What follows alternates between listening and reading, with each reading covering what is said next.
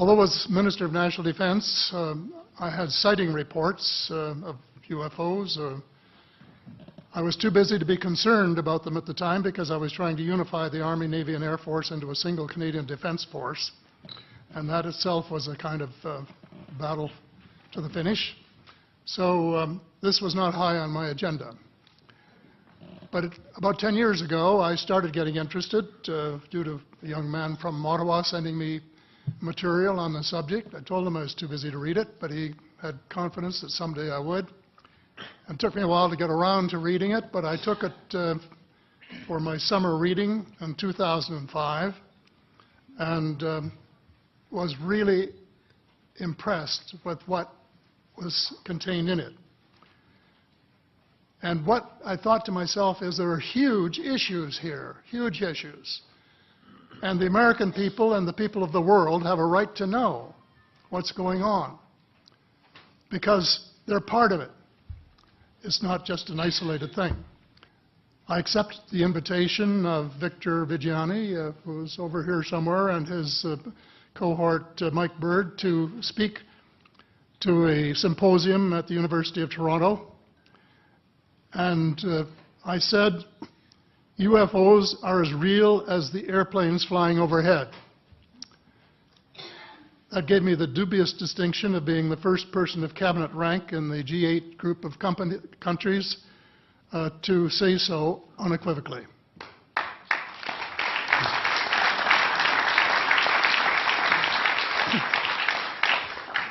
In the 1960s sometime, it was a flotilla of UFOs headed south that crossed into NATO territory in Europe. And the Commander-in-Chief of the Supreme Allied Headquarters in Europe was naturally very shaken. Fortunately, or maybe divine providence, before the panic button was pushed, the flotilla turned around and headed back north. Obviously, they had thought maybe they were Russian, and they were very concerned about it. Anyway, an investigation was launched into this whole subject, and a document was prepared which concluded that at least 4 species had been visiting Earth for thousands of years. And this is my own view at this stage as well. So, except for that, there are just a couple of things that we've talked about that I'd like to refer to. And one was that we were referring to them as they until this morning when Linda Moulton Howe, I think she was the first one, actually named 3 different species. I don't think we can any more refer to them as they because they're not an amorphous mass. They are different species and consequently may have different agendas. I don't think we can say that they all have the same agenda any more than we could say that the United States, China, and Russia had the same agenda. Our real interests may be very similar, but as of now, our perceived interests are still quite far apart. One more observation before I begin what I want to say, and that is that we spent quite a bit of time talking about the 66-year-old cadavers, and I was glad to have Linda this morning finally say that there are live ETs on Earth at this present time, and at least 2 of them probably working with the United States government.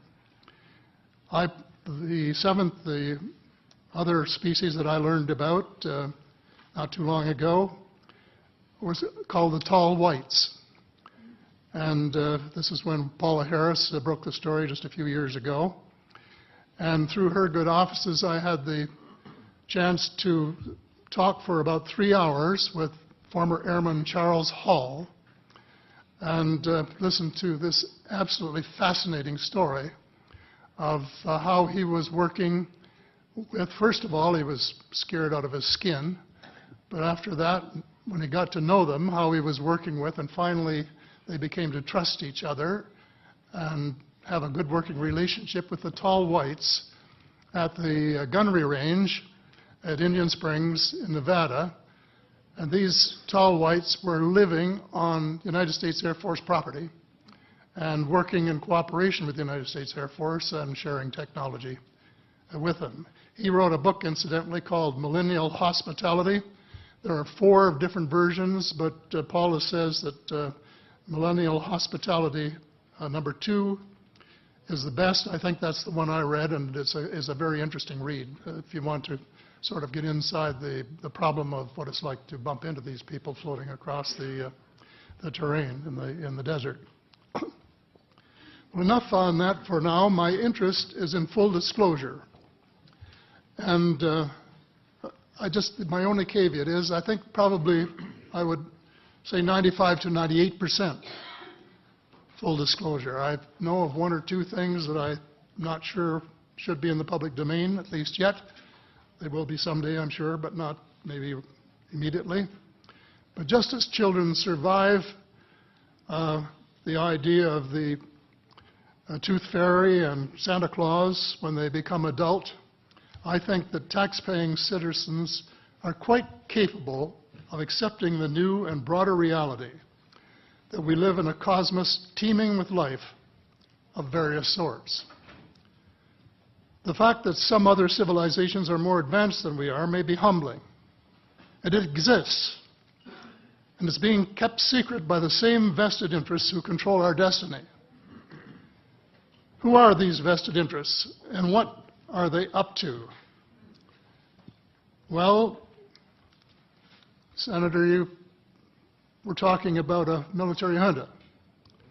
In my opinion, that is true, but I have broadened and deepened the definition to cabal, and the cabal comprises members of the 3 sisters: the Council on Foreign Relations, the Bilderbergers, and the Trilateral Commission, the International Banking Cartel, the Oil Cartel, members of various intelligence organizations, and select members of the military junta, who together have become a shadow government of not only the United States, but of much of the Western world. The aim of the game is a world government comprising members of the cabal who are elected by no one and accountable to no one. And according to Mr. Rockefeller, the plan is well advanced. Does this help you to understand why our civil rights are being taken away from us? I say us, because Canada too is included in the grand plan. So here we are more than a decade later fighting another war that can't be won. There is no country on earth powerful enough to protect its citizens against fanatical hate, as we learned from the Boston Marathon. And the mere attempt to pursue the impossible pits neighbor against neighbor and the state power structure against everyone. All of the freedoms won by the millions of men and women who fought and died in World War II are being flushed unceremoniously down the drain. The only hope of peace is a negotiated settlement. This will require a paradigm shift in American attitudes. It involves a de facto renunciation of the plan for a new American energy and the adoption of a pledge of cooperation with all humankind to build the kind of world which we are collectively capable of. Young people everywhere need to be challenged by a noble cause. They need to be involved in arresting global warming, creating a banking system that is just and sustainable, and lead the way in the transformation to the new reality that we have to live in harmony with our celestial neighbors, as well as seeking peace on earth. In a